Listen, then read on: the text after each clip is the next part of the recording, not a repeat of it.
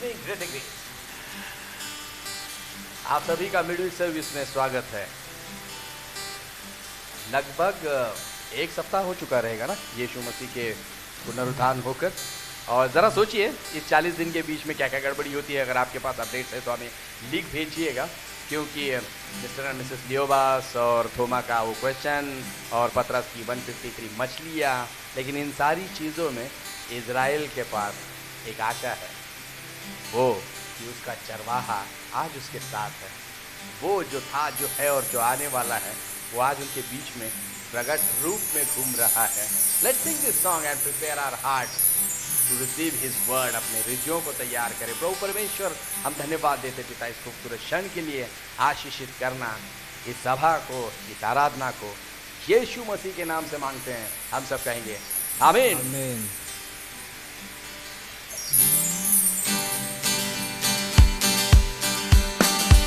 यहोवा चरवाहा मेरा, कोई घाटी मुझे नहीं है। हरी चराइयों में मुझे जैसे चराता वो है। यहोवा चरवाहा मेरा, कोई घाटी मुझे नहीं है। हरी चराइयों में मुझे जैसे चराता वो है। मृत्यु के अंधकार से मैं जो जाता था, प्रभु यीशु करुणा से दर्शन मुझे दिए। ओ चरवाहा मेरा, कोई घाटी मुझे नहीं है। हरी चराइयों में मुझे जैसे चराता वो है। शत्रु के सामने मेज को बिछाता है। प्रभु ने जो तैयार की, मन मेरा मगन है। यहोवा चरवाहा मेरा, कोई घाटी मुझे नहीं है। हरी चराइयों में मुझे जैसे चराता वो है। तेरे पर्वत तेरे भला है, अभिषेक मुझे किया है। मेरा बन गया है और मरी रहा है। ओ चरवाहा मेरा, कोई घाटी मुझे नहीं है। हरी चराइयों में मुझे जैसे चराता वो है। सर्वदा प्रभु के घर में करुणा निवासों में, करुणा भलाई उसकी आनंदित मुझे करती है। यहोवा चरवाहा मेरा, कोई घाटी मुझे नहीं है। हरी चराइयों में मुझे जैसे चराता वो है। We thank you, Lord, because you are my shepherd and you called me by name, Lord. And we know you, Lord, because you're my Lord God. As the psalmist says, in front of you, Lord, you're my Lord, you're my God. And Lord, every day you give me the new new breathing in my heart, Lord. And every day, my heart is singing one song for you, Lord, because you put this song of praise in my heart, Lord, because this praise is coming through my heart because you made me your living temple, Lord. Thank you, Lord. Thank you. Because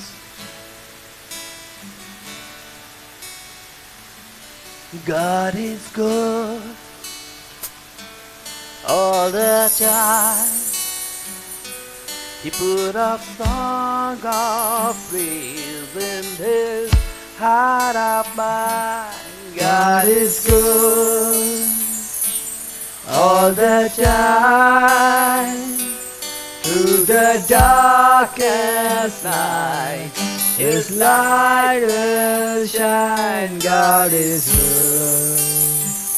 He's so good all the time. Hallelujah! Praise the thing. God is good all the time. He put a song of praise in this heart of mine. God is good. He's so good all the time. Through the darkest night, his light will shine. God is good. God is good all the time. If you're walking through the valleys, there are shadows all around. Do not fear, He will guide you. He will keep you safe and sound.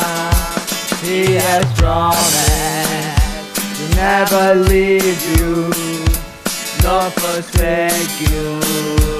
And His word is true. God is good. He's so good. All the time. All the time. He put a song of praise in this heart of mine. God is good.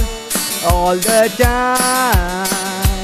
Through the darkest night, His light will shine. God is good. God is good all the time. We were sinners and so unworthy, still for us He chose to die. Fill us with His Holy Spirit. Now we can stand and testify.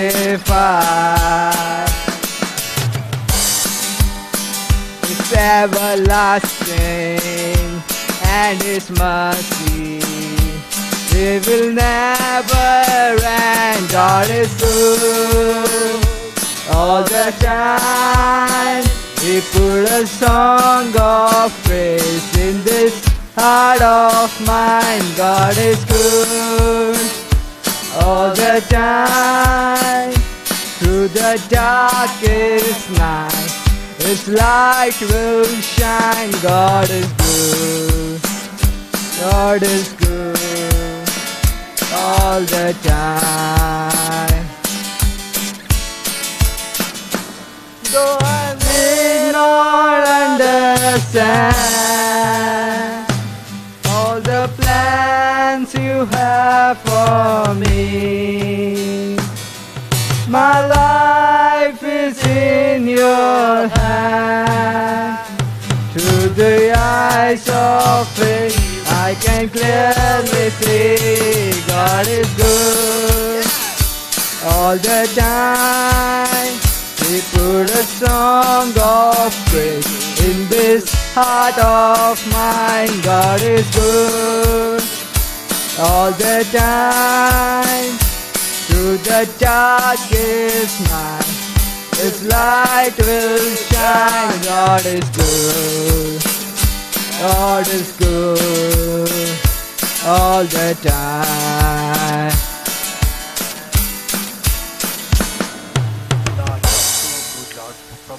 अच्छा है, तू अद्भुत है, तू अवर्णीय है प्रभु, तू अद्भुत है। तुमसा कोई नहीं है जो पिता परमेश्वर, जो हमारी तरह दुख सहे, हमारी ही जगह पर उस क्रूस पर जान दे। और तुमसा कोई नहीं है जो इस मौत को, शैतान को, इस संसार को हरा दे पिता। तुमसा कोई नहीं।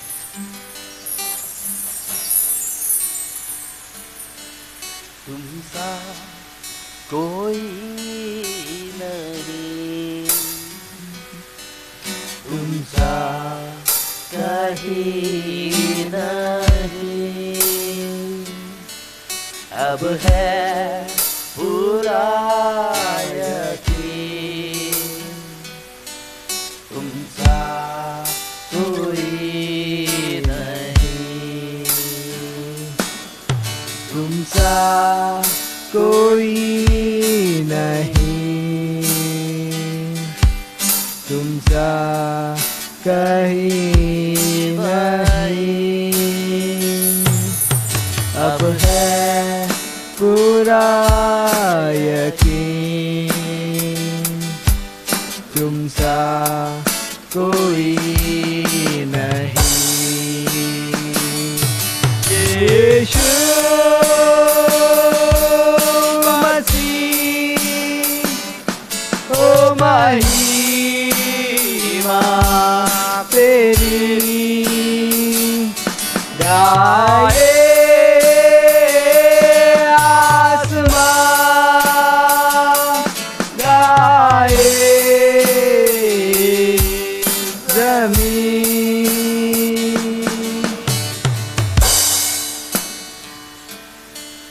तुमसा कोई नहीं, तुमसा कहीं नहीं, अब है पूरा यकीन। तुमसा कोई नहीं, अंधेरों में तू रोशनी है, तू ही मंजिल, तू रास्ता भी है, तू है जहाँ न कुछ कमी है, तेरा ही ना जिंदगी है। Hallelujah, hallelujah,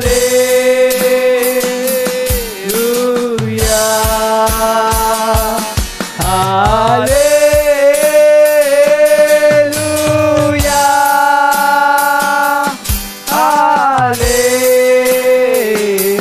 hallelujah.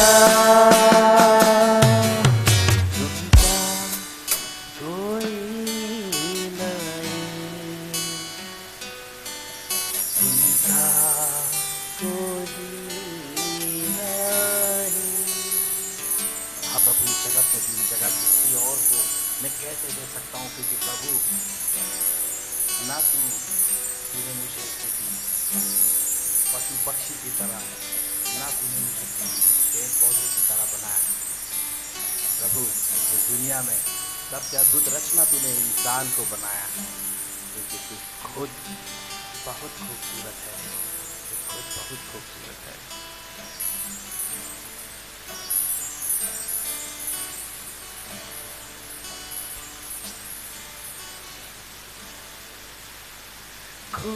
खूबसूरत है मसीह तू,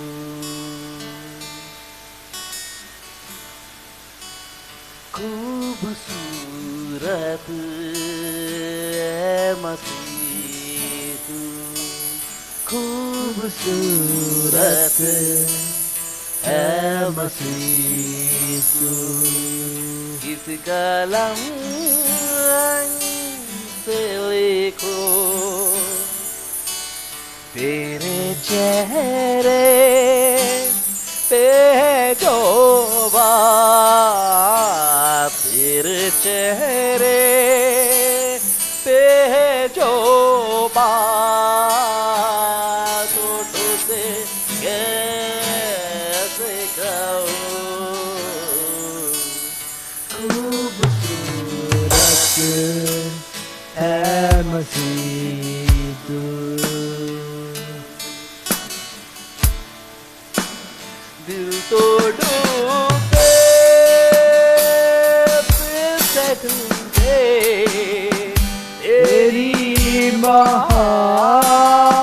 मोहब्बत में हो।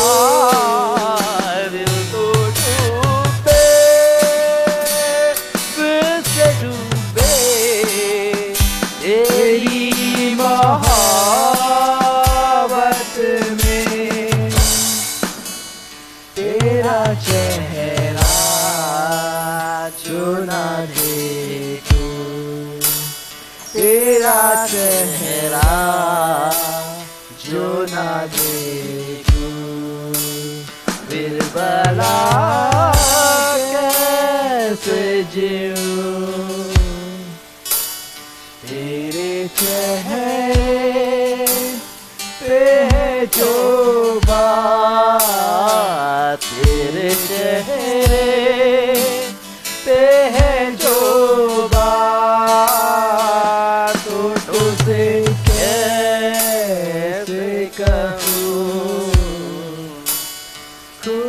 खूबसूरत है मसीह तू।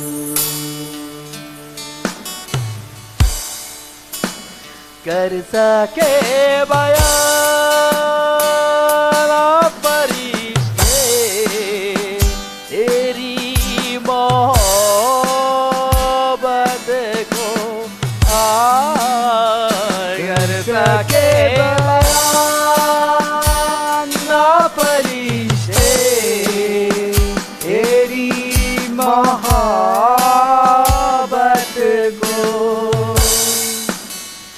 मैं तो माटी हूँ दो पल की, मैं तो माटी हूँ दो पल की। मैं करूँ तो कैसे करूँ।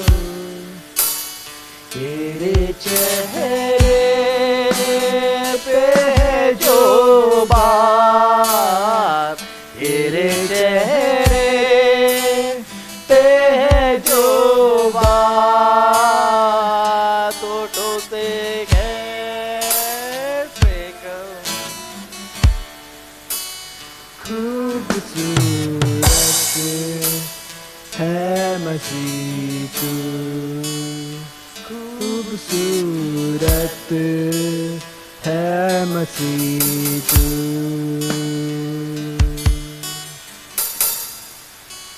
कितने खुद गर्ज यहाँ लोग, नजर में प्यार नहीं। कितने खुद गर्ज यहाँ लोग, नजर में प्यार नहीं। मर ही जाऊं जो मैं तेरी, मर ही जाऊं जो मैं तेरी। एक नजर से दूर रहूं, तेरे चेहरे पे जो बात, तेरे चेहरे पे जो बात, तो से कैसे कहूँ। खूबसूरत है मसीह तू, खूबसूरत है मसीह तू। धन्यवाद देते पिता, धन्यवाद देते हैं इस खूबसूरती के लिए प्रभु यीशु मसीह, जिसके रूबरू आपने हमें बनाया। प्रभु हम धन्यवाद देते हैं। आगे का हर एक पल, हर एक समय तेरे हाथों में देते हैं। तेरे वचनों को समझने और समझाने में ज्ञान बुद्धि दीजिएगा। इस प्रार्थना विनती को यीशु मसीह के नाम से मांगते हैं, आमीन। आमीन। गुड इवनिंग चर्च, आप सभी का स्वागत है इस बुधवार की सभा में। धन्यवाद हमसे जुड़ने के लिए ना। अगर आप पहली बार हमसे जुड़े, धन्यवाद हमसे जुड़ने के लिए। आपका नाम और आपका कॉन्टैक्ट नंबर आपका कमेंट बॉक्स में लिख सकते हैं, ताकि हम आपसे कांटेक्ट कर सकते हैं।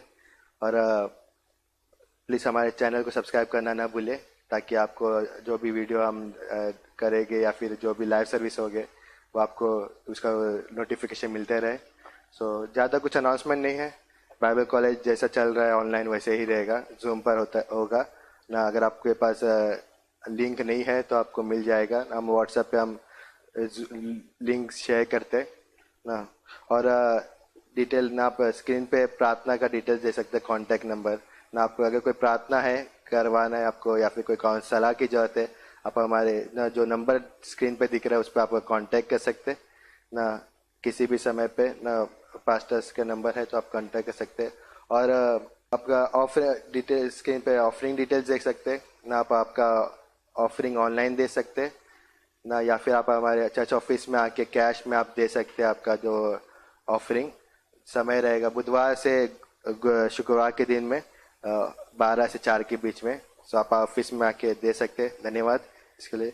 सो थोड़ा सा मैं वचन शेयर करूँगा ना, उसके बाद हम ऑफरिंग के लिए हम प्रार्थना करेंगे, और आने वाले ना मेरे संदेश के लिए हम प्रार्थना करते हैं। भजन संहिता का 119 में ना 89 में एक वचन है ना। उसमें से मैं सोच रहा था ना कि कहता गया है, यहोवा तेरा वचन आकाश में सदा तक स्थिर रहता है ना। स्थिरता के बारे में ना, परमेश्वर के वचन के बारे में ना, तो मैं सोच रहा था कि हमारे जीवन में हम बदलने वाले इंसान हैं। हम समय के ना इस संसार में हम समय में बंधे हुए है ना, समय के अनुसार हम बदलते हैं है ना। सो एक सवाल था, मैं सोच रहा था कि ना हमारे जीवन कई बार हम कुछ कहते हैं ना, किसी को कुछ हम वादा करते हैं या फिर कुछ कहते हैं कि मैं करूँगा ना, लेकिन कई बार क्या होता है हम उसको बदल जाता है ना। हम ऐसे समय ना में भी परिस्थिति बदल जाती है, इसलिए हमें बदलना पड़ता है ना। जैसा एग्जांपल है, अभी इसलिए हम बहुत सारी चीज़ें प्लान किए होंगे हमारे जीवन में आने वाले समय के लिए, लेकिन लॉकडाउन हो गया ना, बहुत सारी सिचुएशन आए, बदलना पड़ा ना। हम क्या होता है बदलते क्यों? क्योंकि हम इस संसार में है ना, और हम समय के अनुसार बदलना पड़ता है। बदलते कहीं ना, हम बदलते। लेकिन अगर सोचे, अगर परमेश्वर वचन अगर ऐसा होता तो कितना कठिन होता। अगर परमेश्वर वचन अगर समय के अनुसार, लोग के अनुसार अगर बदलता ना, नहीं। लेकिन परमेश्वर बाइबल कहता है कि परमेश्वर वचन सदा तक स्थिर है। और कहाँ पर? आकाश में ना। अगर इंग्लिश में पढ़े तो बोलता है कि हेवन में, स्वर्ग में उसका वो वचन किधर है? स्थिर है ना। इस संसार में हम जो ना, परमेश्वर ने समय को बनाया और समय के अनुसार ना बदलते। जैसे हम आज हर समय बदलते जा रहे हैं ना। हर एक दिन में हमारा क्या हो रहा है, हमारे एक दिन हमारे उम्र में बढ़ते जा रहा है, जुड़ते जा रहा है। सो हमारा उस तरीके से बदलता है, लेकिन हमें उस चीज़ पे फोकस करना है जो कभी बदलता नहीं। तो कुछ चीज़ों के बारे में मैं बात करूंगा। पहले तो परमेश्वर वचन वो कभी बदलता नहीं, वो स्वर्ग में है ना, इसलिए इस संसार में कुछ भी होने दो उस पर कोई उसका प्रभाव नहीं होता। जैसे मत्ती का 5:18 इस तरीके से कहता है, क्योंकि मैं तुमसे सच कहता हूँ कि जब तक आकाश और पृथ्वी टल ना जाए तब तक व्यवस्था से एक मात्रा या एक बिंदु भी बिना पूरा हुआ नहीं टलेगा ना। इसमें बोलता है कि ना परमेश्वर वचन कभी टलेगा नहीं, वो होगा, जो कहा है उसमें वो होगा ना। इसलिए हम परमेश्वर वचन पे भरोसा किया जा सकते हैं ना। इसलिए हम बहुत सारी चीज़ें हम पढ़ते बाइबल में। अगर परमेश्वर वचन अगर स्थिर नहीं है ना, अगर परमेश्वर वचन ना जो बोला जाता है वो नहीं होता तो हम कठिन होता है। जैसे हम बाइबल में पढ़ते हैं कि जो यीशु मसीह पे विश्वास करता है वो अनंत जीवन पाया है ना। और कैसे हम इस पे ही आपके साथ कह सकते हैं कि हमारे पाप क्षमा हुए, हम अनंत जीवन पा चुके ना, क्योंकि परमेश्वर वचन वैसा है। परमेश्वर वचन कहता है ना, जो कहा गया है वो पूरा होगा ना। परमेश्वर वचन स्थिर है और परमेश्वर वचन में जो लिखा गया वो टलेगा नहीं ना। वो चीज़ है कि परमेश्वर वचन स्थिर है और इस पर इसलिए हम क्या कर सकते हैं, उस पर भरोसा किया जा सकता है ना। और जैसे परमेश्वर वचन है, लेकिन परमेश्वर भी वैसे ही है। जैसे परमेश्वर है हम कह सकते हैं, परमेश्वर जैसा है वैसा ही उसका वचन भी है ना। तो मलाकी का 3:6 इस तरीके से कहता है, क्योंकि मैं यहोवा बदलता नहीं, इस कारण हे याकूब की संतान तुम नष्ट नहीं हुए ना। इसमें मतलब परमेश्वर बदलता नहीं है, परमेश्वर ना वैसी है। परमेश्वर अगर ये गिनती की किताब में पढ़ते हैं उसमें भी बोलता है परमेश्वर मनुष्य नहीं है कि वो झूठ बोले ना। परमेश्वर ने अगर बोला है कि ये चीज है तो जैसा यीशु मसीह ने कहा कि जो मुझ पे विश्वास करता है वो मृत्यु से पार होकर अनंत जीवन में प्रवेश कर चुका है, और वो है वैसे ही है ना। और बोलता है हिब्रानियों का 13:8 में कहता है कि यीशु मसीह कल और आज और युगानुयुग एक सा है ना। पर यीशु मसीह कैसा है? कल आज और युगानुयुग एक सा है, वो बदलता नहीं, इसलिए उस पर विश्वास किया जा सकता है ना। जैसा मलकी में बोलता है कि याकूब की संतान तुम नष्ट नहीं हुए ना। परमेश्वर ने इज़राइल को चुना और इज़राइल के द्वारा परमेश्वर अद्भुत काम करता, लेकिन इज़राइल राज्य के जीवन में हम देखते हैं कि वो ना पाप में ना, वो पहले तो मूर्ति पूजा में थे और बाद में जब उनको बंधुआई में गए और बंधुआई से वापस आए फिर भी वो ना जो परमेश्वर के वचन के अनुसार नहीं चल रहे। लेकिन कहता परमेश्वर बदलता नहीं। परमेश्वर ने कहा कि मैं तुमसे प्रेम करता हूँ ना, व्यवस्था विवरण का किताब में कहता है कि ना मैं तुमसे प्रेम करता हूँ। और यिर्मयाह का 31 में कहता है मैं सदा के प्रेम से तुमसे प्रेम करता हूँ। और उसका परमेश्वर प्रेम ना परिस्थिति के अनुसार बदलता नहीं है ना। परमेश्वर के वादे परिस्थिति के अनुसार बदलते नहीं है, वो हमेशा स्थिर है ना, क्योंकि उसका वचन स्वर्ग में स्थिर है ना। तो ये क्या हम भी इस तरीके से हमारे जीवन में क्या स्थिरता बने रह सकता है? अगर हम खुद के बारे में अगर देखने जाए तो नहीं हो, हम स्थिर नहीं है कि ना। कई बार हम बदलते, हमारे शब्द भी ना, हम भी बदलते और हमारे शब्द भी कई बार बदलता है। हम बहुत सारी चीजें कहते हैं लेकिन कई बार उसके अनुसार नहीं होता है ना। हमारे अंदर क्षमता नहीं है उस चीज को करने के लिए, पहले तो वो है, और दूसरा कई बार परिस्थिति के अनुसार हम बदल जाते है ना। लेकिन बाइबल में कहता है ना कि कुछ चीजों के बारे में कहता है जाना बातें करेंगे, उसमें कहता है कि हम स्थिर ना बने रह सकते हैं सही चीजों में ना। पहला कोरिन्थियों का 3 का 12 से 15 में ना, इसमें एक चीज कहता है ना कि इनाम के बारे में, आने वाले समय के बारे में कहता है ना। उसमें इस तरीके से कहता है क्योंकि उस नींव को छोड़कर जो पड़ी है और वह यीशु मसीह है, कोई दूसरा नींव नहीं डाल सकता। यदि कोई इस नींव पर सोना या चांदी या बहुमूल्य पत्थर या काठ या घास या फूस का रद्दा रखे तो हर एक का काम प्रकट हो जाएगा, क्योंकि वह दिन उसे बताएगा, इसलिए कि आग के साथ प्रकट होगा और वह आग हर एक के काम परखेगी कैसा है। और आगे इसमें बोलता है ना 14 में, जिसका काम उस पर बना हुआ स्थिर रहेगा वह मजदूर पाएगा, और यदि किसी का काम जल जाएगा तो वह हानि उठाएगा, पर वह आप बच जाएगा परंतु जलते जलते ना। यहाँ पे इसके बारे में इनाम के बारे में आने वाले समय जब बीमा न्यायासन के सामने हम खड़े हो गए ना, हम जो करते बोलता है कि किस नींव पर हमने रखा और कैसे हम करते ना, कि सोना चांदी या बहुमूल्य पत्थर या फिर काठ ना, किससे हम बना रहे उस चीजों को ना। अगर सही वस्तु का इस्तेमाल किया ना, सही वस्तु का इस्तेमाल करना, अगर सही वस्तु का इस्तेमाल किया गया तो क्या बना रहेगा, स्थिर रहेगा और उसका हमें इनाम मिलेगा, मजदूरी मिलेगा। लेकिन अगर सही वस्तु का इस्तेमाल नहीं किया तो वो जल जाएगा। हम तो बच जाएंगे लेकिन हमारा जो काम है वो जल जाएगा ना। और मत्ती का अगर पढ़ेगा, मत्ती का 7 में, उसमें भी यीशु मसीह इस तरीके से कहता है ना, घर बांधने वाले के ऊपर ना बोलता है जो मेरे वचन को सुनता है ना और उस पर चलता है ना, उसका होता है मत्ती का 7 का 24 में, इसलिए जो कोई मेरे बातों को सुनकर मानता है वो बुद्धिमान मनुष्य के समान है ठहरेगा, जिसने अपना घर चट्टान पर बनाया। मैं बरसा और बाढ़ें आई और आंधियां चली और उसका घर से टकराई, फिर भी वह न गिरा क्योंकि उसका नींव चट्टान पर डाली गई थी ना। उसमें बोलता है कि किसकी पे परमेश्वर वचन को सुनना और दूसरा है उस पर चलना ना, उसको मानना ना। यीशु मसीह कई बार बोलता है ना कि जो मेरे वचन को सुनता और मानता है ना वो से ना परमेश्वर राज में प्रवेश कर सकता है ना।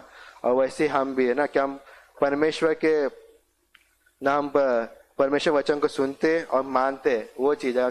हम हर व्यक्ति सुनता है, लेकिन क्या मायने लगता है, क्या हम उसको मानते हैं। जब उसको हम मानेंगे तो हम क्या होगा, हम बने रहेंगे। फिर आंधी तूफान आएगा, लेकिन क्या होगा, हमारा वो घर उस चट्टान में चट्टान पर बना हुआ है, और क्या होगा, तो बना रहेगा ना। ये चीज है कि हमें ना सही वस्तु का इस्तेमाल करना, और जो हम वचन को सुनते हैं और क्या करना, उस वचन पे के अनुसार हमें चलना ना। ओके, सो है। और दूसरा है कुलिस्सियों का 3:1-2। उसमें कहता है कि जब तुम ना मसीह के साथ जिलाए गए तो स्वर्गीय वस्तुओं की खोज में रहो, जिससे जहाँ मसीह है ना विराजमान है, और परमेश्वर के दाहिने ओर बैठा है। पृथ्वी पर की नहीं, परंतु स्वर्गीय वस्तुओं पर ध्यान लगो ना। हम किस चीजों पे हमारा ध्यान लगाता है ना, वो चीज हमें क्या करेगा, वो हमें बना रहेगा ना। जैसा मत्ती का 6:19-21 में भी कहता है, अपने लिए पृथ्वी पर धन इकट्ठा न करो, जहाँ कीड़ा और काई बिगाड़ते हैं, और जहाँ चोर सेंध लगाते और चुराते हैं, परंतु अपने लिए स्वर्ग में धन इकट्ठा करो, जहाँ न तो कीड़ा और न कोई काई बिगाड़ते, और जहाँ चोर न सेंध लगाते और न चुराते। क्योंकि जहाँ तेरा धन है, वहाँ तेरा मन भी लगा रहेगा ना। तो स्वर्गीय चीजों पे हमारे स्वर्गीय चीजों पर हमारा ध्यान लगाना, तो क्या होगा, वो चीज बना रहेगा ना। यहाँ पर हम जो धन इकट्ठा करते, यहाँ पर जो भी करते, वो नाश हो सकता है ना, चोरी हो सकता है। लेकिन जो परमेश्वर स्वर्गीय चीजों पर मन लगाते, वो हमेशा हमेशा के लिए बना रहता है ना। इसलिए जब परमेश्वर वचन कहाँ पर है, स्वर्ग में, इसलिए वो स्थिर है ना। परमेश्वर यीशु मसीह संसार में है, लेकिन अगर देखने तो यीशु मसीह परमेश्वर के दाहिने ओर बैठे, स्वर्गीय चीज स्वर्ग में ना। और वो कल आज और युगानुयुग एक सा है, बदलता नहीं है। और जब हम सही चीजों पर हमारा मन लगाएंगे तो क्या होगा, हम बने रहेंगे। अगर हम गलत चीजों पर मन लगाएंगे, गलत चीजें हम करेंगे, तो वो चीज नहीं बना रहेगा ना। जो कह सकते हैं, जो भी चीज हम परमेश्वर के वचन के अनुसार हम करते, वो बना रहेगा। लेकिन जो चीज हम परमेश्वर वचन के अनुसार नहीं करते, उसके विपरीत ना विरोध में जाके हम जो चीज करते, वो चीज ना नाश हो जाएगा, उसका कोई नाम नहीं है, वो चीज बना नहीं रहेगा। तो हमारा जीवन किस पे बनाना है, परमेश्वर के वचन पे बनाना है, सही वस्तु का इस्तेमाल करना, तो क्या होगा, वो बना रहेगा। हम कह सकते हैं ना, हाँ, कि हम जो कहा है हमने वो किया हमने ना। परमेश्वर कह सकता है ना, यीशु मसीह हमें कहेगा, शाबाश मेरे विश्वासियों के दास ना। और जो सौंपा गया था, उस तुमने किया, जो तुम्हें कहा गया था तुमने किया। सो अब हम ऑफरिंग के लिए भी प्रार्थना करते हैं, और आने वाले वचन के लिए भी हम प्रार्थना करते हैं। पिता परमेश्वर, धन्यवाद करते हैं इस दिन के लिए, इस समय के लिए धन्यवाद करते परमेश्वर, धन्यवाद करते परमेश्वर। हाँ परमेश्वर, आपका जो वचन स्वर्ग में परमेश्वर स्थिर है परमेश्वर, जो कभी बदलता नहीं परमेश्वर, परिस्थिति के अनुसार नहीं बदलता, ना ही परमेश्वर हमारे व्यवहार के अनुसार, लेकिन परमेश्वर स्थिर है परमेश्वर। आप भी परमेश्वर, आपका स्वभाव परमेश्वर, आपका प्रेम, आपका परमेश्वर दया परमेश्वर, हर एक चीज परमेश्वर स्थिर है परमेश्वर। धन्यवाद करते परमेश्वर, धन्यवाद करते परमेश्वर। हमें भी बनाओ परमेश्वर इसी तरीके से परमेश्वर, क्या जो हम परमेश्वर, जो हम इस मसीह जीवन में जो सोचते, जो हम करना चाहते, हेल्प करो, आपके वचन के अनुसार हो परमेश्वर, ताकि परमेश्वर स्थिर रहे परमेश्वर। ये हम मांगते, धन्यवाद करते परमेश्वर। आप क्या तो मेरे परमेश्वर ऑफरिंग को परमेश्वर, हर एक को आप आशीष करना परमेश्वर, हेल्प करना परमेश्वर, आपके राज्य के लिए परमेश्वर, लोग परमेश्वर दे परमेश्वर, हेल्प करना, आप ब्लेस करना परमेश्वर। इस समय परमेश्वर एक के जो भी जरूरत है परमेश्वर, आप पूरा करना परमेश्वर। आप जानते परमेश्वर किसको क्या चीज़ों की जरूरत है परमेश्वर, आप पूरा करना परमेश्वर। हम मांगते, धन्यवाद करते हैं। आने वाले संदेश के लिए भी हम प्रार्थना करते हैं। आप परमेश्वर अभिषेक करना परमेश्वर, आप बातें करना परमेश्वर। धन्यवाद करते हैं। आप क्या तो में थे आगे के समय, इस प्रार्थना यीशु मसीह के नाम से मांगते हैं, आमीन। सबको जय मसीह।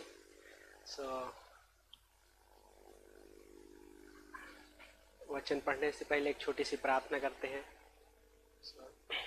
प्यारे पिता परमेश्वर, हम धन्यवाद करते प्रभु जी इस दिन के लिए, इस समय के लिए। लॉर्ड, आपको महिमा देते हुए राजा, हम इस समय आपके नाम को ऊंचा उठाते हैं प्रभु जी। वो क्रूस पे जो हम आपने हमारे लिए सारा चीजें की है प्रभु, सारी चीजों के लिए धन्यवाद करते हैं परमेश्वर। आपने हमें सुरक्षित रखे परमेश्वर, उसके लिए भी धन्यवाद करते हैं परमेश्वर।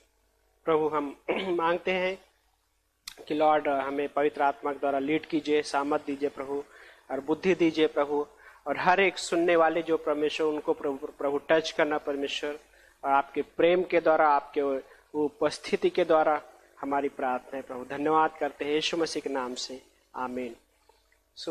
आप मेरे साथ वचन खोल सकते हैं दूसरा कुरिन्थियों का अध्याय 3 और वचन नंबर 5 से 6 में।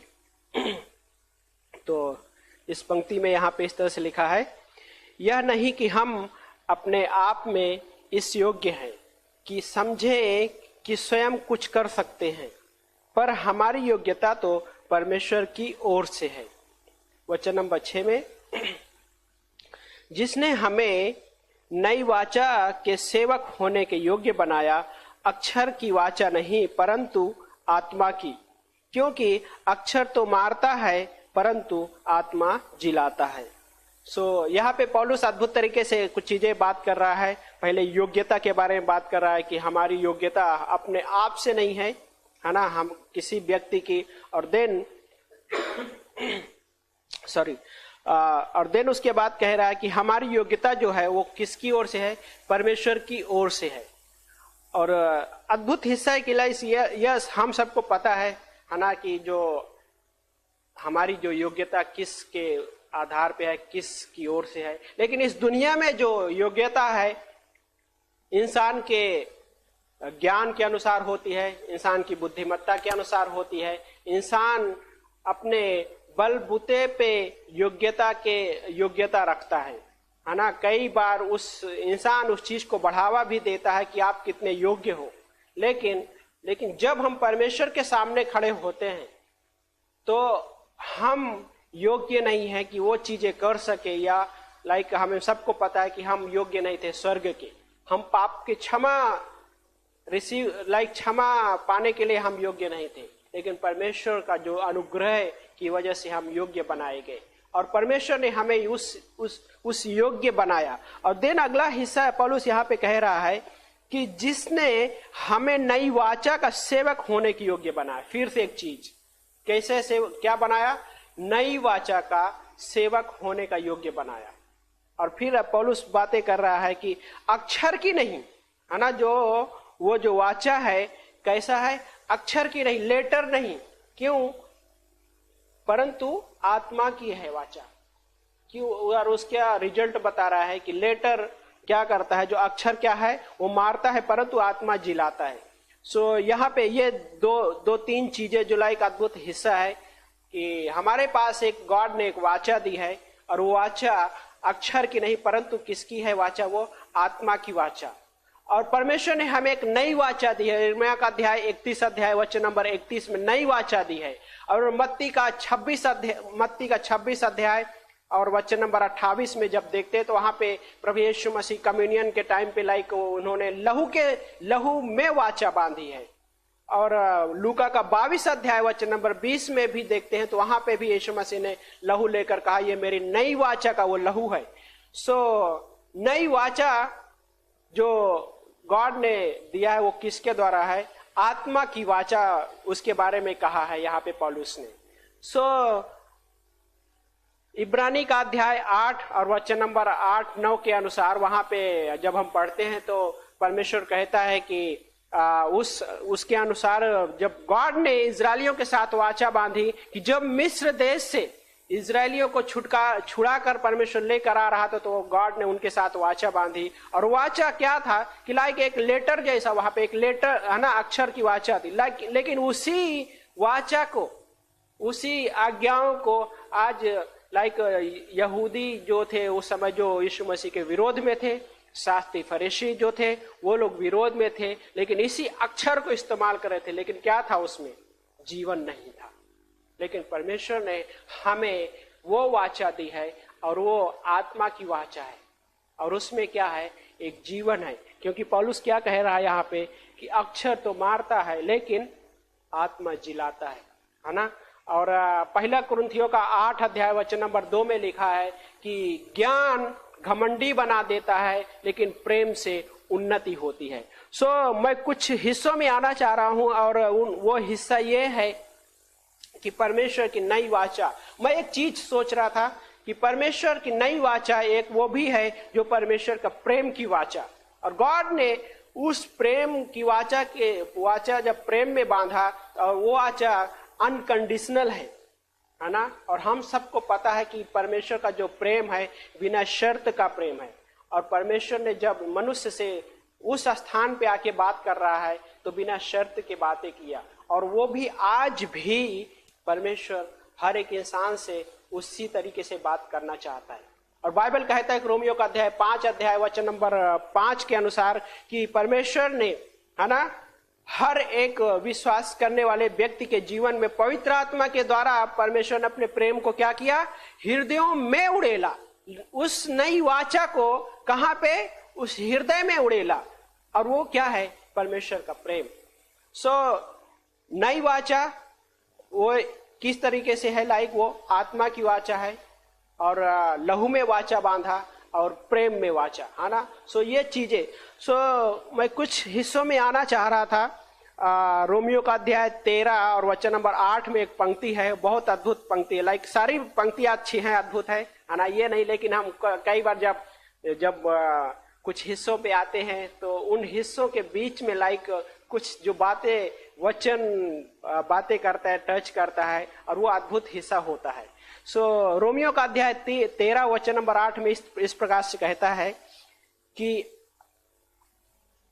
आपस के प्रेम को छोड़ और किसी बात में किसी के कर्जदार ना हो, है ना। आपस में प्रेम को छोड़कर, पौलुस क्या कह रहा है कि एक दूसरे के साथ जो प्रेम है उस प्रेम को छोड़कर और किसी बात में कर्जदार नहीं होना, ऋणी नहीं होना है। ये हिस्सा देन आगे क्या कह रहा है, क्योंकि जो कोई एक दूसरे से प्रेम रखता है उसी ने व्यवस्था को पूरा किया है ना। हर एक विश्वासी के लिए गॉड क्या कह रहा है कि अगर किसी का आप कर्जदार बनना चाहते हो तो प्रेम का कर्जदार बनो, प्रेम में कर्जदार बनो, प्रेम में ऋणी हो जाओ। ये कैसे संभव है?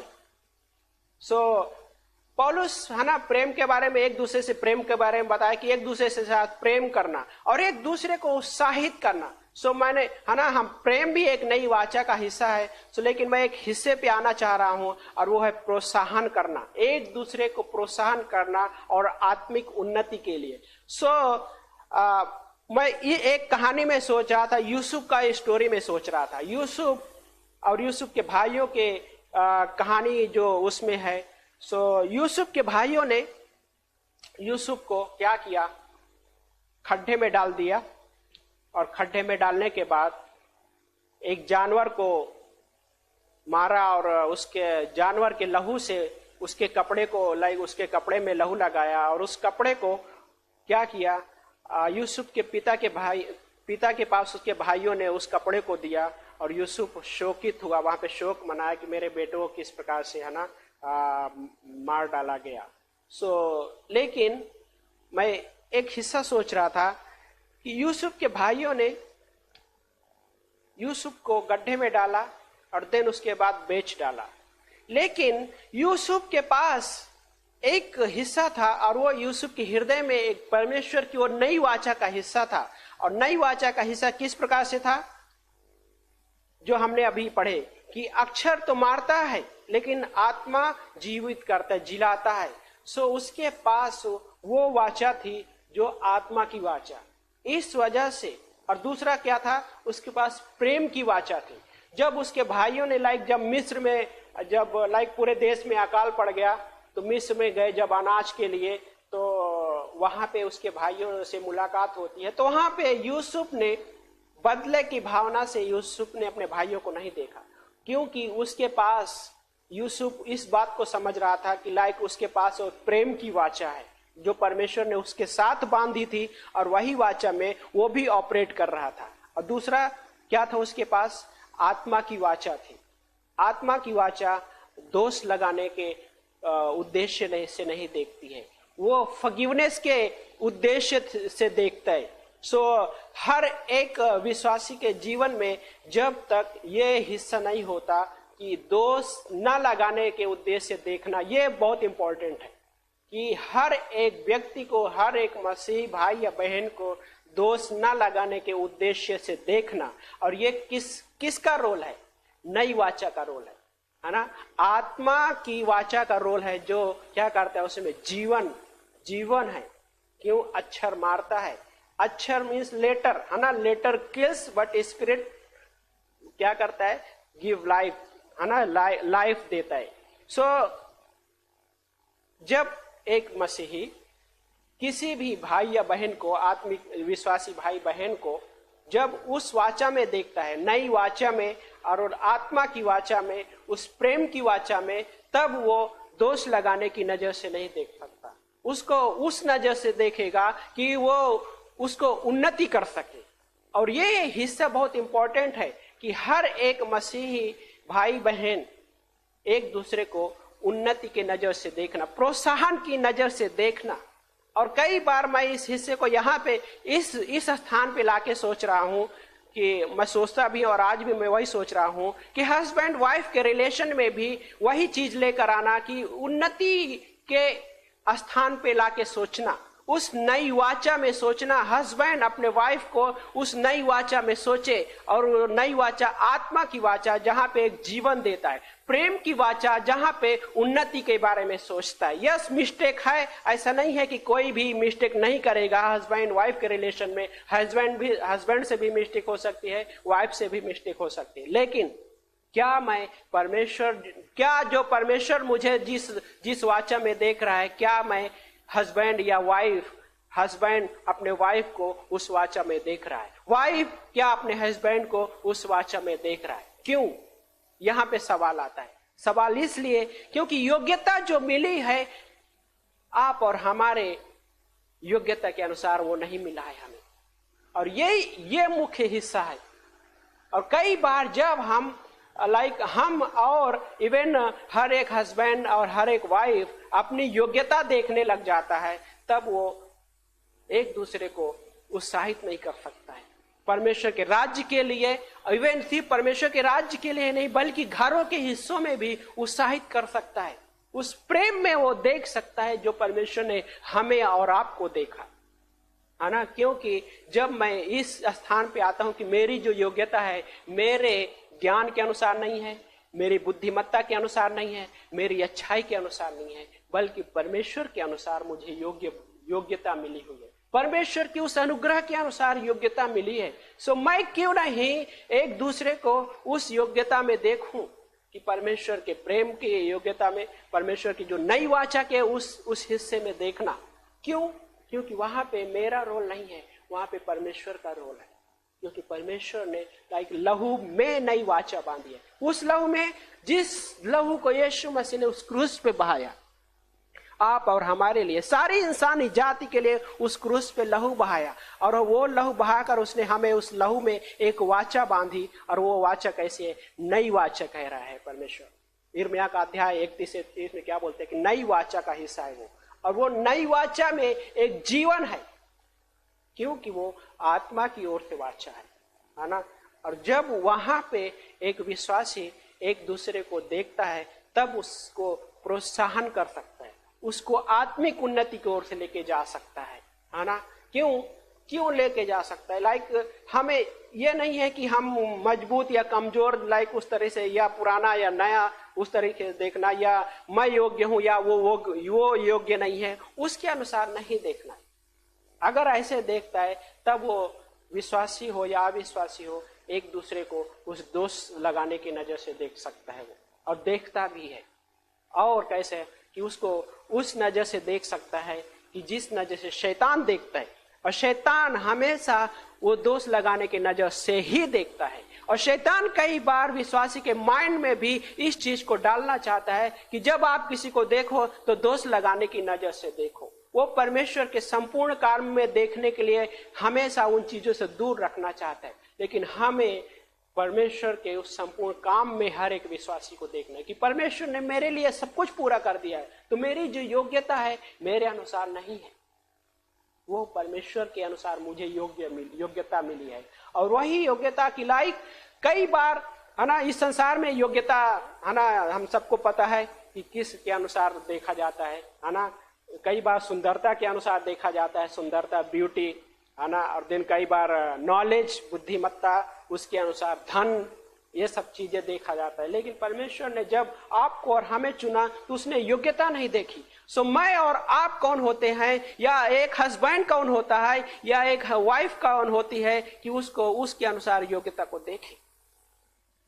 हमारे लिए ये इंपॉर्टेंट हिस्सा है कि हम उस जगह पे आके उस योग्यता में देखें जो परमेश्वर की ओर से हमें और आपको मिली है, और देन हम उत्साहित कर सकते हैं, प्रोत्साहन कर सकते हैं।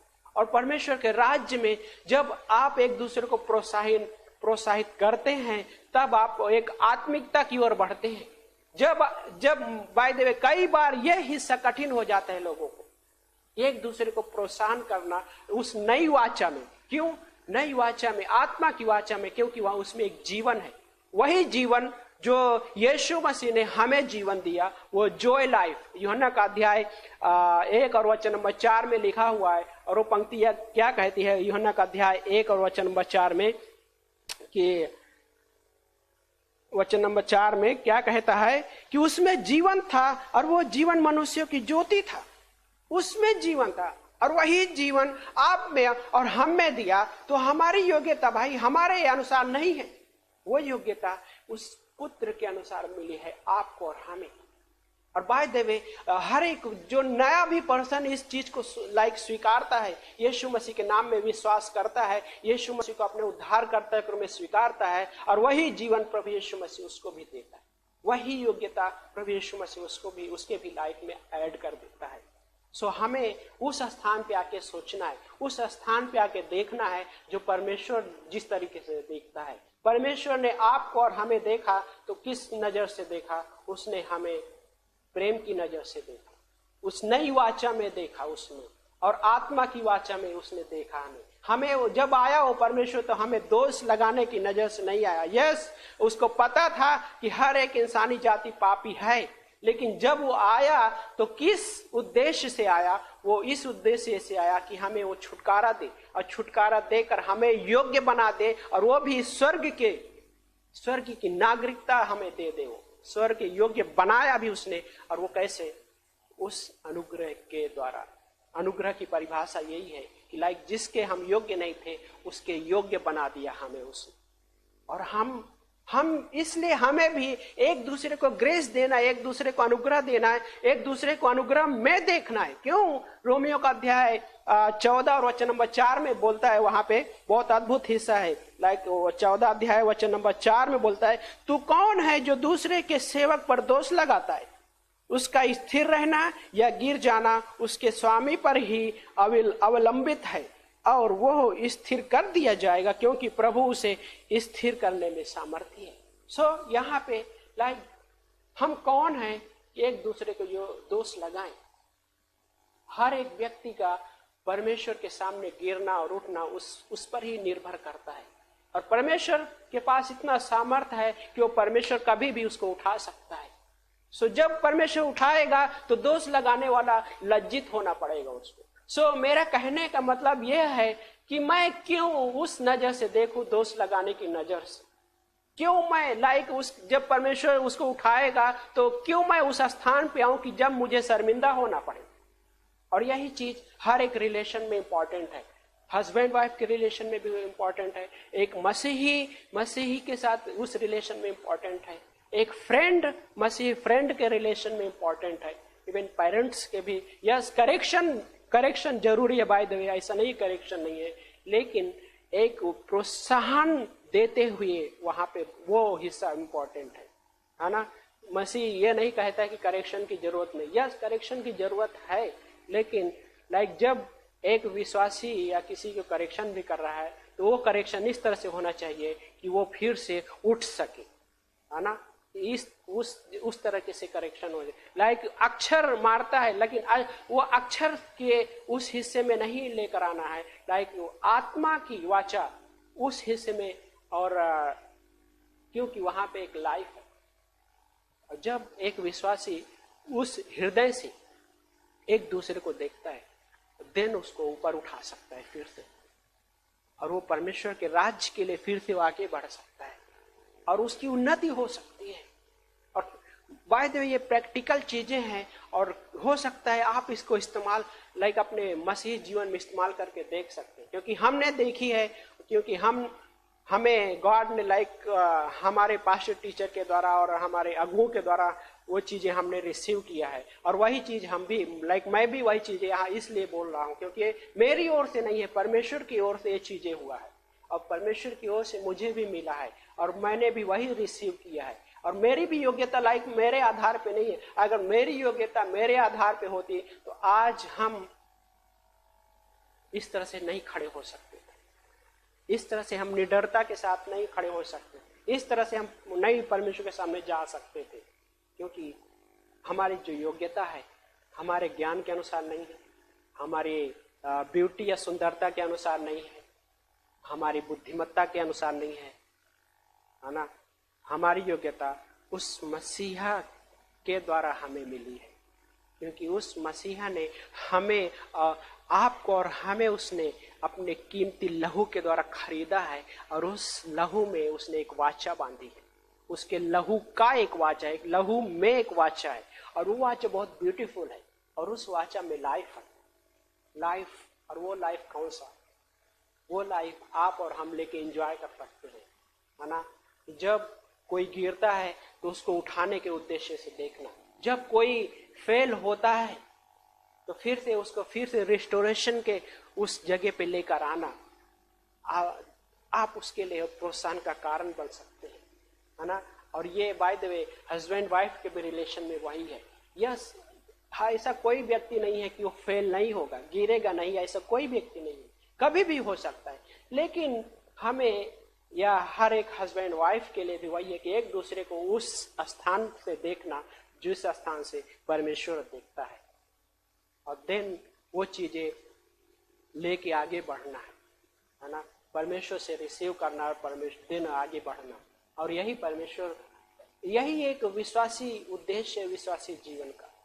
अगर इस उद्देश्य से इंसान भटक जाता है तो फिर क्या होता है? हमेशा उसके नजर में फिर दोष लगाने का ही नजरिया रहता है, उसका दृष्टिकोण जो है उसी दृष्टिकोण से देखता है कि कब मैं किस व्यक्ति को पा जाऊं कि उसको दोष लगाऊं, है ना।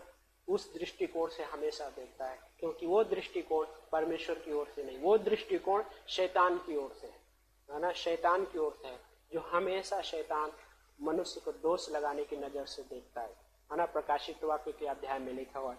लेकिन हमें, है ना, ये हिस्सा बहुत अच्छा लगा कि लाइक हमें आपस के प्रेम को छोड़ और किसी बात में किसी का कर्जदार नहीं होना।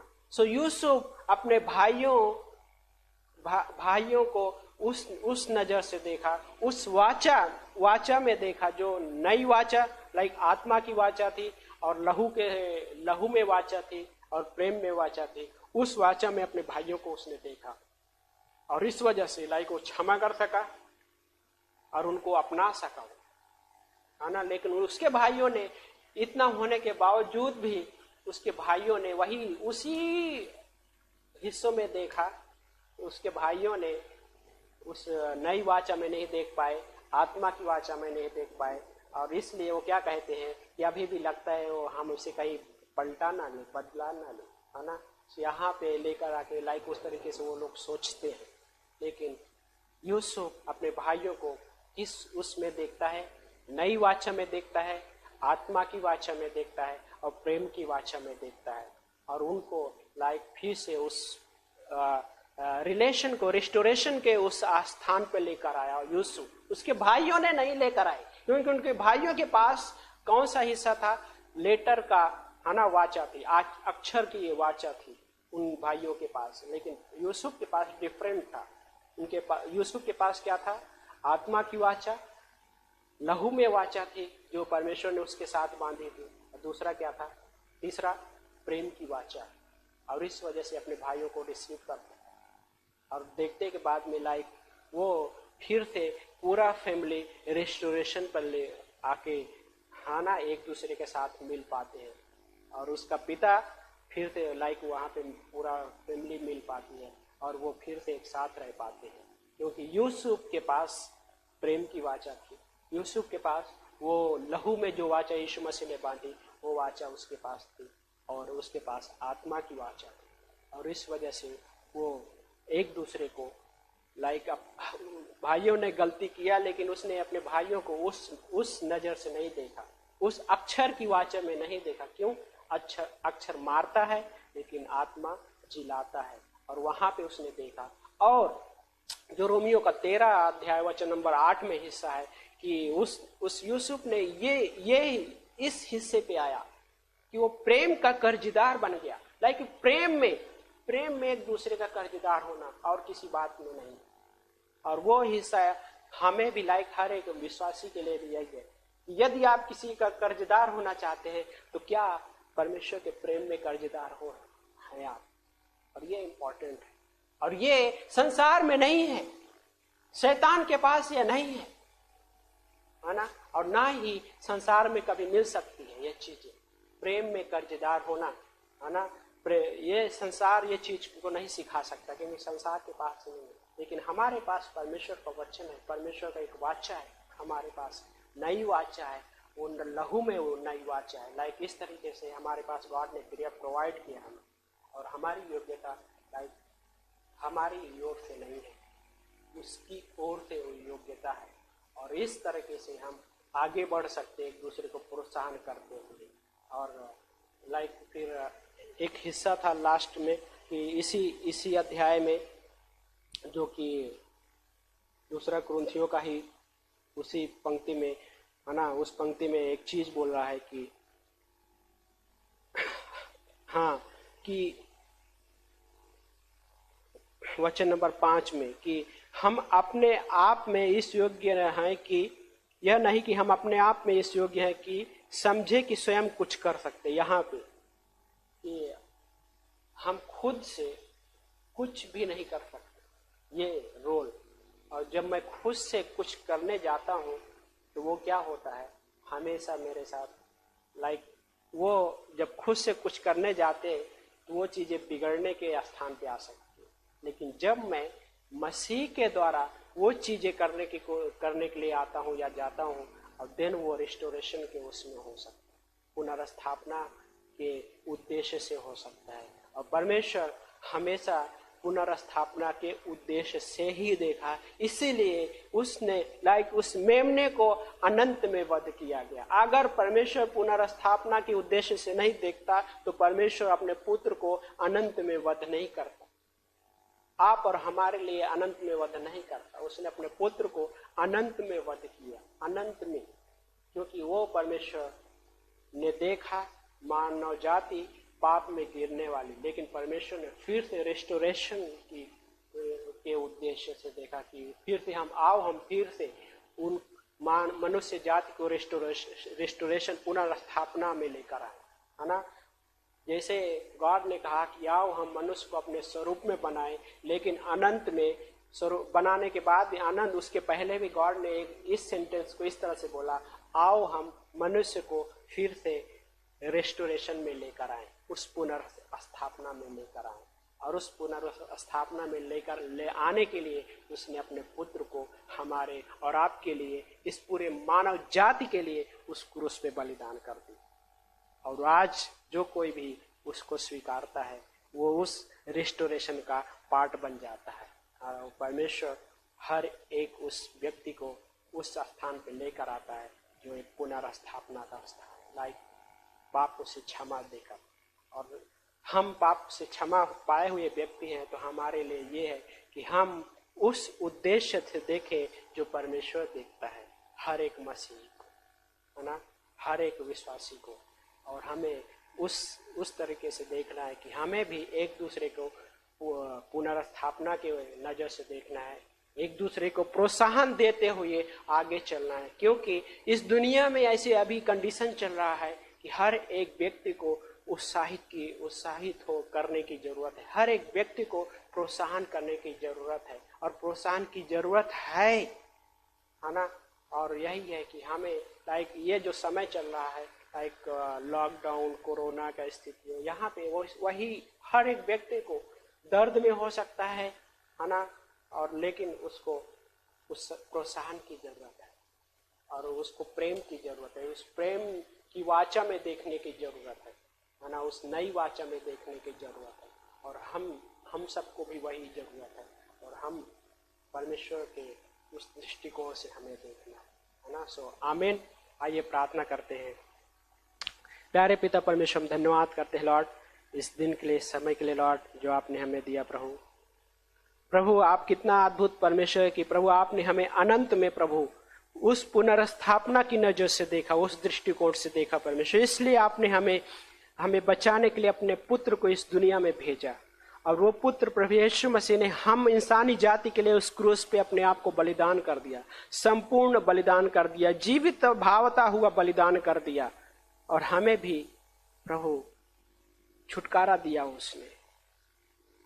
प्रभु धन्यवाद करते हैं परमेश्वर, धन्यवाद करते हैं आपकी इस अद्भुत योजना के लिए, इस अद्भुत कार्य के लिए परमेश्वर कि हम योग्य अपने आधार पे, हम अपनी अच्छाइयों के आधार पे हमारी योग्यता नहीं है, ना ही हमारे धनवान होने की योग्य के अनुसार योग्यता हमारी है, ना ही हमारी योग्यता प्रभु हमारे ज्ञान के उस पे है प्रभु, बल्कि आपकी ओर से हमें योग्यता मिली, आपका अनुग्रह हमें योग्य बना दिया प्रभु। धन्यवाद करते हैं परमेश्वर, धन्यवाद करते हैं।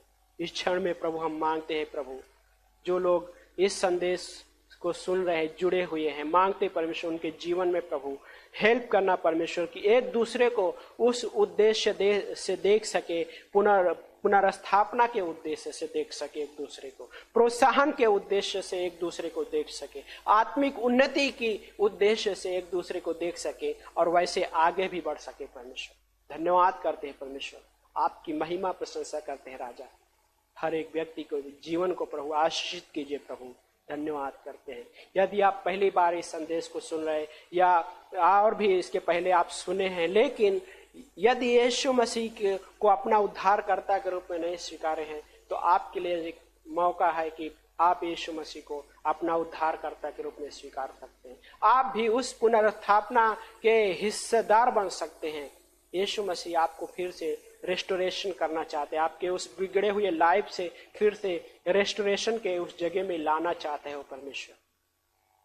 सो यदि आप उसको स्वीकार करना चाहते तो अपने दिल में ये छोटी सी प्रार्थना कीजिए। प्रभु यीशु, मैं आपके नाम में विश्वास करता हूँ या विश्वास करती हूँ। प्रभु यीशु, मैं आपको अपना उद्धारकर्ता के रूप में स्वीकारता हूँ या स्वीकारती हूँ। प्रभु यीशु, मैं आपके नाम में अपने पापों से क्षमा मांगता हूँ या क्षमा मांगती हूँ। यदि आपने छोटी सी प्रार्थना की है तो अब आपको बाइबल गारंटी देता है कि आपका फिर वो रिस्टोरेशन हो गया है, आपको उस पापों से क्षमा मिल चुकी है, उन सारे पापों से क्षमा मिल चुकी है, क्योंकि परमेश्वर आपको योग्य बना दिया, स्वर्ग के योग्य बना दिया, उसके बेटा या बेटी होने के योग्य बना दिया। हाँ प्रभु, धन्यवाद करते। यदि आपने प्रार्थना की है तो आपके पास यीशु मसीह की क्षमा है, यीशु मसीह की वाचा है, वो वाचा जो प्रेम में उसने बांधी है। धन्यवाद करते प्रभु जी, आपकी महिमा प्रशंसा करते लॉर्ड। सारा आदर महिमा गौरव आपको देते हुए इस प्रार्थना को प्रभु यीशु मसीह के नाम से मानते हैं, आमीन। सभी को जय मसीह। आइए इस आराधना के गीत के साथ सभा को विश्राम दें, और अगर आपने सचमुच इस संदेश में से कुछ अद्भुत बातें सुनी हैं तो हमें प्लीज भेजिएगा, और हम पसंद करते हैं आपके विशेष टिप्पणियों के लिए। लेट्स सिंग दिस सॉन्ग, आत्मा मंडराता। आत्मा मंडराता, पवित्र आत्मा मंडराता, पेंतीकोस्त के दिन समान आत्मा मंडराता, आत्मा मंडराता, पवित्र आत्मा मंडराता, आत्मा मंडराता, पवित्र आत्मा मंडराता, पेंतीकोस्त के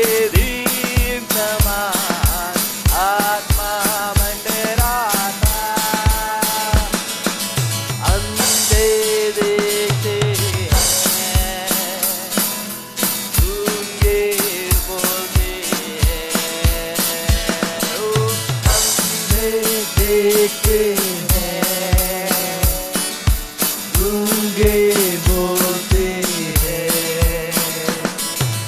यीशु मसीह तेरे नाम से गूंगे बोलते हैं। लंगड़े चलते हैं, लंगड़े चलते हैं। यीशु मसीह तेरे नाम से लंगड़े चलते हैं। आत्मा मंडराता, आत्मा मंडराता,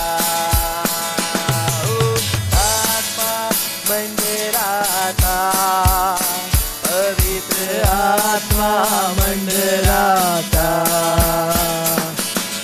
पेंतीकोस के दिन समान आत्मा मंडराता।